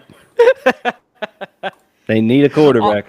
Honest to God, I mean, like you're in the heart of it. Like, is there anyone else that the fandom around you wants other than Cam Ward? Once, I mean, Travis Hunter, he's absolutely insane, and Abdul Carter, they're both gods.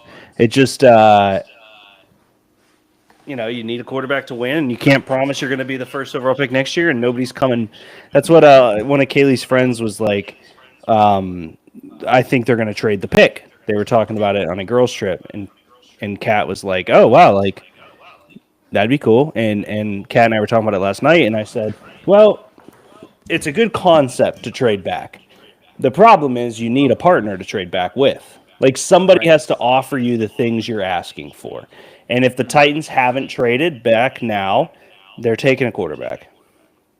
Right. It's just I can't imagine who else they would take other than Travis Hunter, honestly. And like I said, he would be worth the first overall pick, but I just don't see it at this point. I'm off the Browns. If I'm going off of need, I'll say Travis.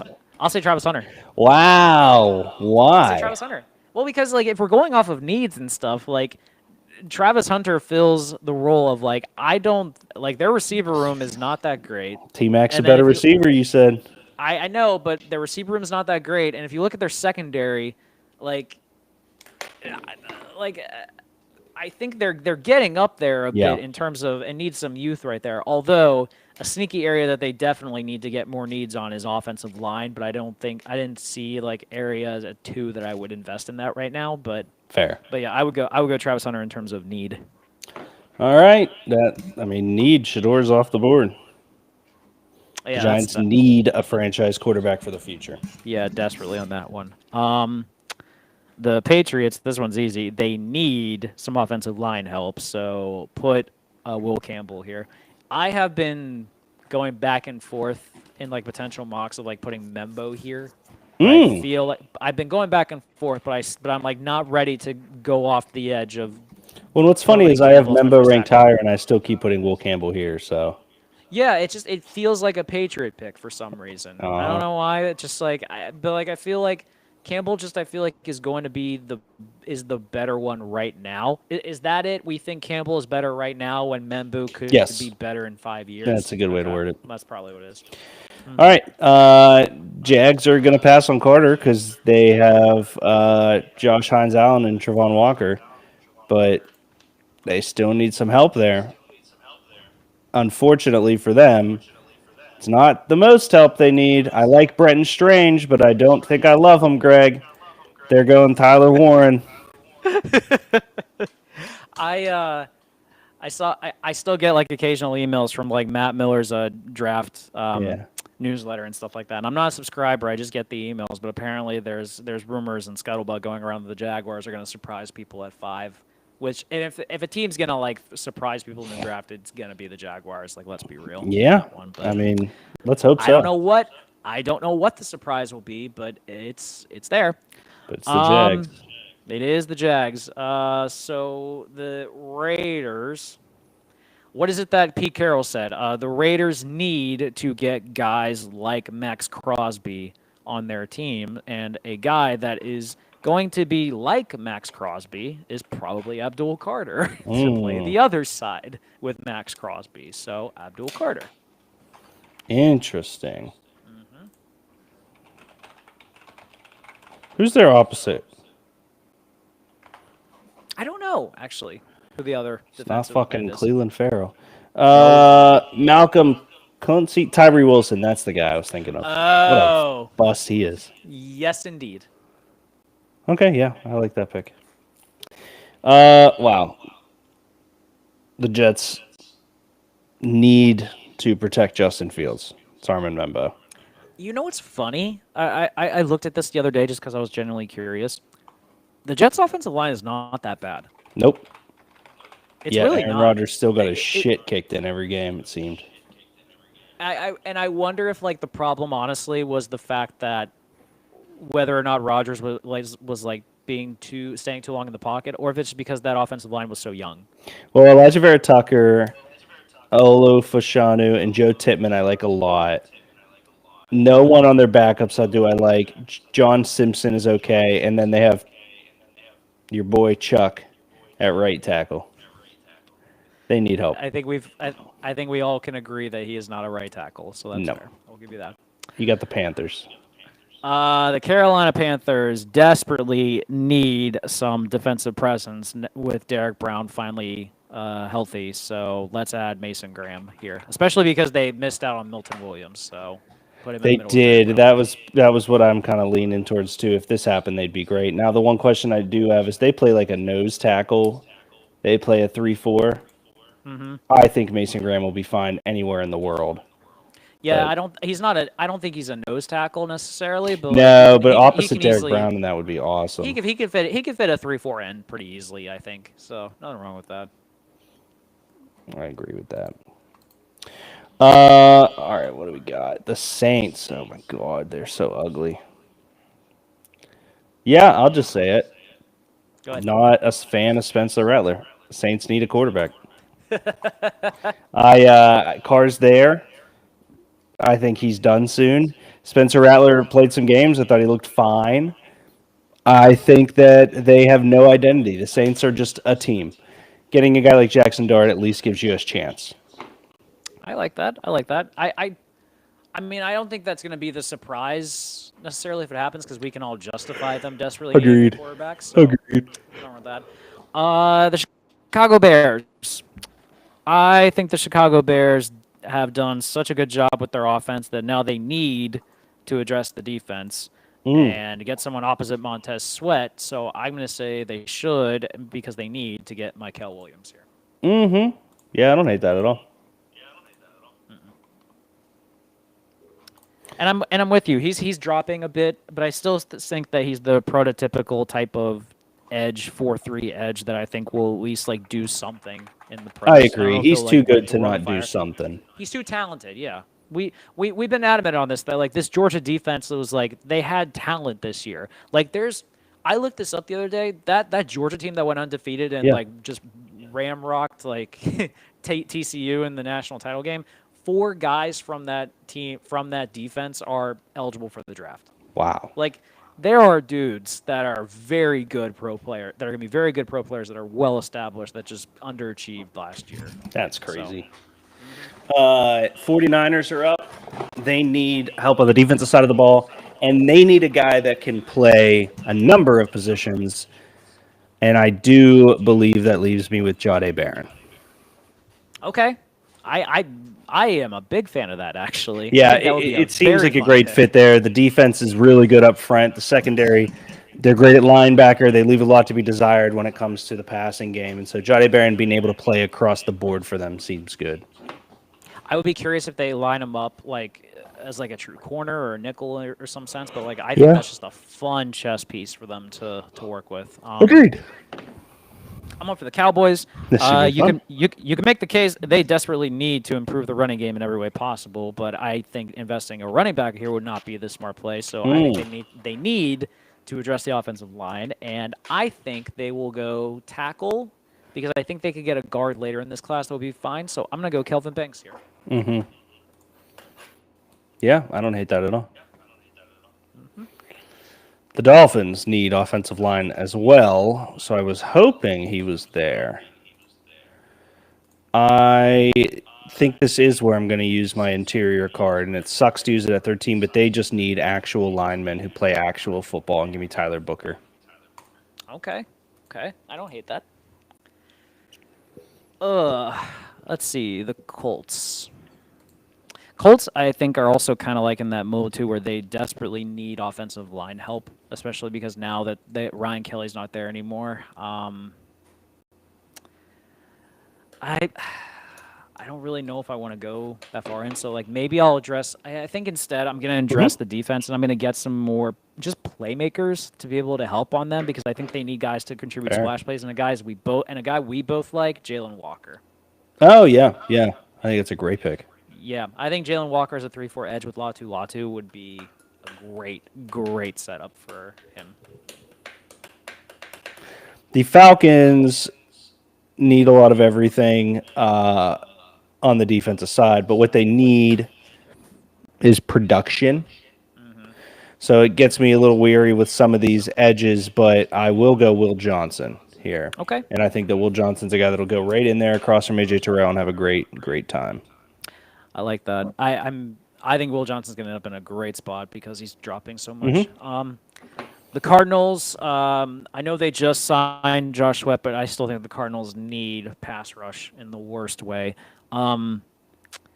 I He's a little undersized, but I still think he's going to be the most productive edge right now. I'm going to put Mike Green here. Yeah. No, I like that a lot. That's where I've been having him. Yeah. The Bengals.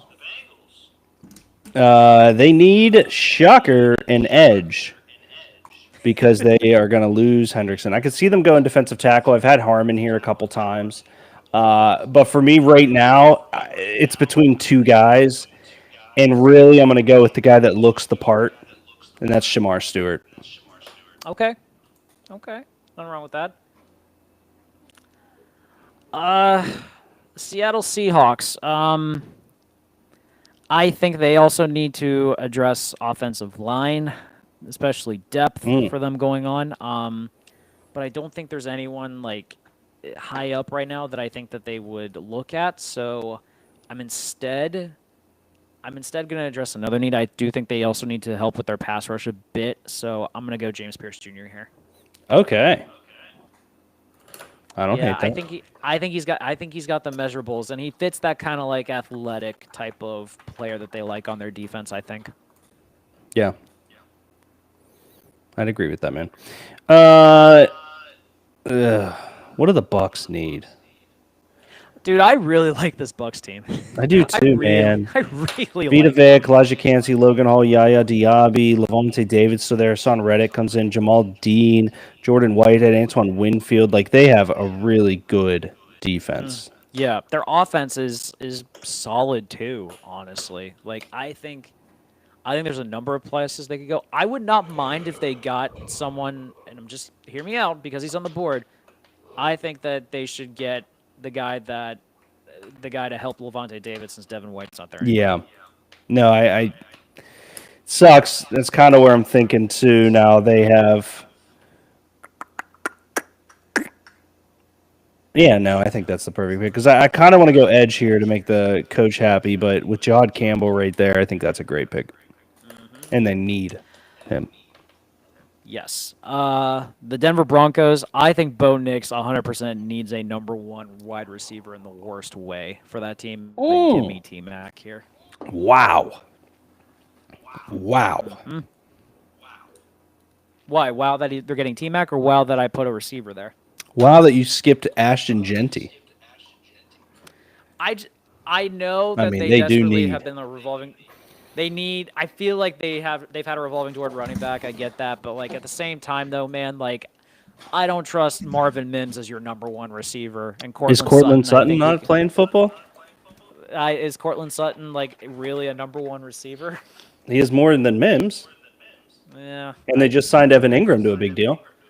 Yeah, but I still think he needs like a true guy to actually throw the ball to and all that. So I'm gonna go T-Mac. Okay. That's a pick. Hey, it's a pick.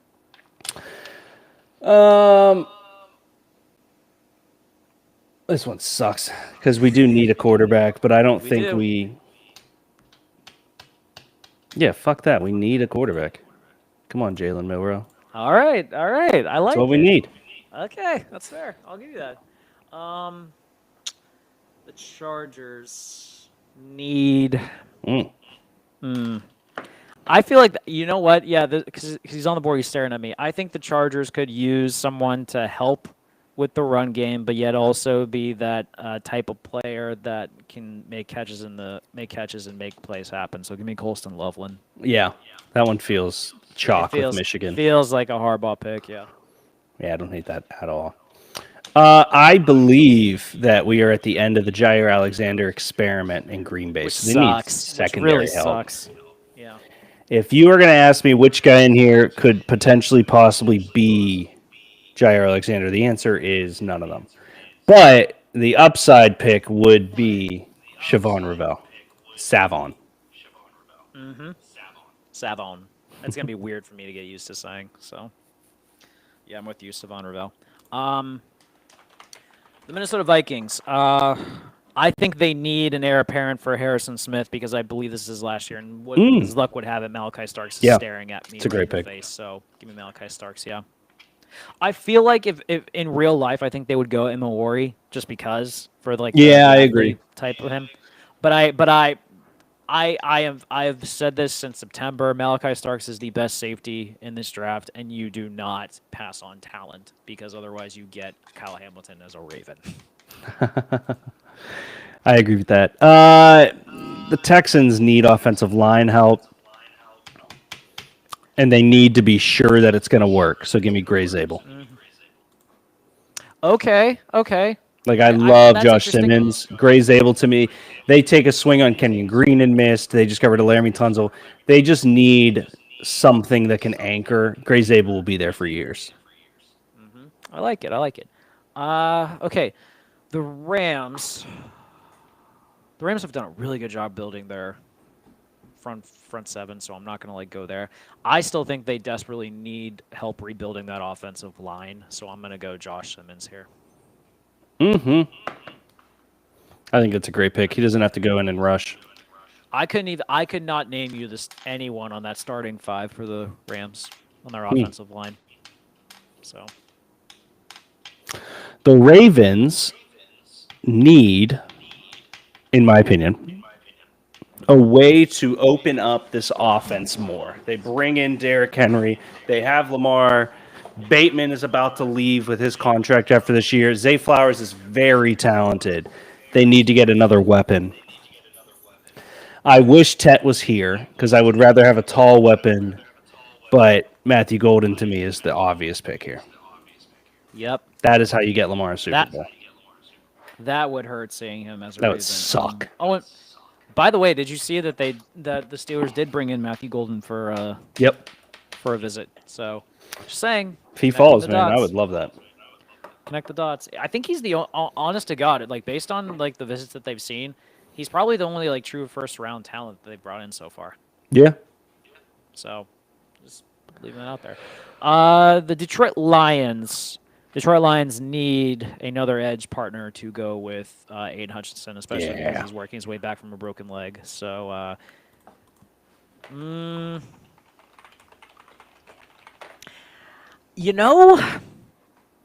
because Hutchinson is the guy that is probably going to be the more dynamic player, I think he could play as the opposite edge and still get one-on-one matchups that might work. Give me Donovan Azubuike there.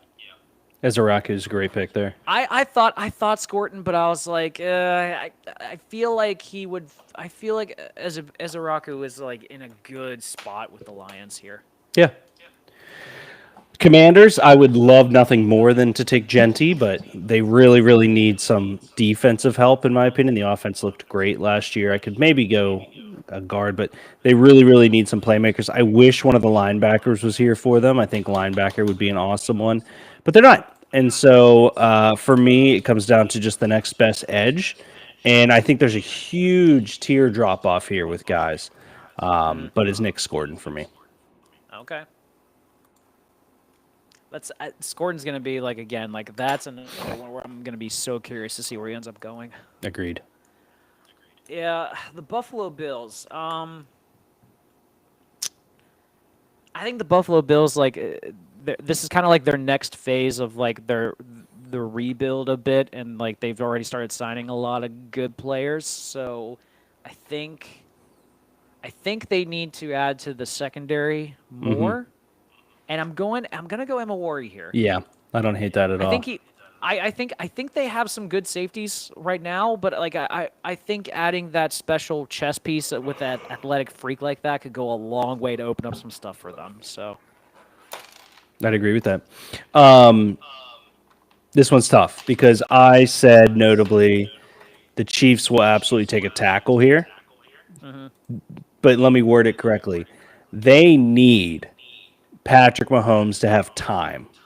Right. Ashton Genty. Okay. They need to be able to pass the ball. And Pacheco's fine. I don't think he's the guy anymore. They brought in Elijah McGuire. They brought in, who's the other one? There's someone else they brought in. Both guys that are okay. Ashton Genty makes this a football team, no longer like some passing god, like a football team. Mm-hmm. That's fair. That's fair. And no, he makes that offense much more complete and probably a focal point for when Kelsey retires eventually. They can like shift more towards Yes. a run heavy type situation. So I'm with you. The Philadelphia Eagles. I can make a case that they need to start replenishing their defensive line, especially because with all the free agency pots. But I think a sneaky area that they need to look into is more guys on the offensive line, specifically because of the fact that I believe Landon Dickerson is probably done with football soon. And I also think that Mekhi Becton might get priced out of eventually for him because he'll probably get more. So if I'm looking at the offensive line, I think Jonas Savaiina is a very good fit for that Eagles offensive line. Big, nasty player that's also like sneaky athletic to make something happen. So I'm gonna go Savaiina here. Yeah, I think that worked well. Good. We're getting mid-season form here. We are. We've done a lot of tape study. We know more about the players because it's amazing like how much like probably just a month or a month and a half of just reading the same names over and over again, like it just kind of like sticks in your brain and you're like, no, like these are guys we like why would you take this or something? Like it comes quickly for you. Just the reps. Good. Yeah, next week's our last show by ourselves before it, and we'll have some stuff to talk about. Obviously, the following week we'll have Moorhead and hopefully one other guest jump on so we can do as much out of a 7-rounder as we can, and then the following week Greg is in town for the draft. Woohoo! Best day of the year. There's new breweries too. Well, not new, but some you haven't been to. Which I am excited for. I'm also excited for some Smith & Lynn's pizza now, so I can't wait for that. I can't wait to visit you, so it's going to be exciting. Awesome. I'm excited also because this is going to be probably the last time ever I'm going to be in that apartment, so it's going to be fun. Oh, yeah. That's a good point. See you later. Cool. Ladies and gentlemen, thank you guys for tuning in. Thank you for all the comments. We really appreciate it. We'll see you guys next week. Bye, guys. And we're out. Awesome. All right. Good show, brother. Yep. What are you going to do the rest of the evening? Oh, I watched Daredevil this morning. Okay. So I'm going to go make some food, play a little bit of FIFA, and then go to bed because we were up for the fucking tornadoes. What about you? Oh, yeah, that's right. Oh, yeah, so do you have like more stuff like coming through tonight? No, I'm just fucking tired from last night. Oh, yeah, okay. So, yeah, you probably got very little sleep then. That makes sense. Yeah. Are you going to watch Daredevil? Yeah. I already watched it on